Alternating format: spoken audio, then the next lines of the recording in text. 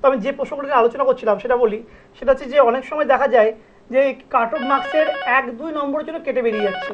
এইটা কখন হয়? এটা হচ্ছে যে রবি রাহু যখন একত্রে থাকে, রবি রাহু যে কোনো জায়গায় একত্রে যদি থাকে তাহলে কিন্তু মানে যে নম্বর দরকার হয়তো 80 নম্বর হয়তো পাস করবে, হয়তো 79-তে গিয়ে কেটে যাচ্ছে।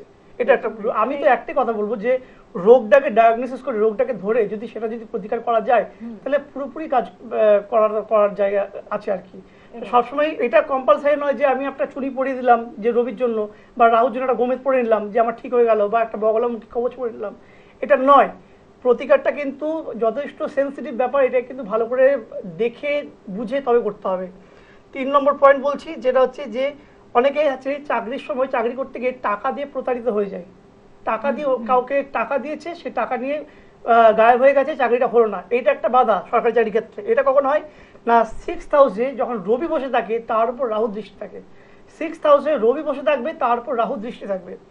4 নম্বর পয়েন্ট হচ্ছে যে অনেক সময় আমরা যে পরীক্ষা দিচ্ছি, আমাদের পরীক্ষা সরকারি চাকরির ক্ষেত্রে পরীক্ষা তো খাতা অনেক দূর দূরে যায়, অনেক ক্ষেত্রে আমাদের পরীক্ষার খাতা কিন্তু মিসপ্লেসড হয়ে যায়, অর্থাৎ যেখানে পৌঁছানোর দরকার, যে পরীক্ষকের কাছে যাওয়া দরকার সেটা কিন্তু সেখানে না গিয়ে কিন্তু হারিয়ে যায়। তার ফলে আমার যে পরীক্ষার যে মূল্যায়ন, যে অ্যাসেসমেন্ট, সেটা হয় না। আমি জানতেও পারি না যে আমার পরীক্ষাটা অ্যান্সার শিট বা উত্তরপত্রটা মিসপ্লেস হয়ে গেছে।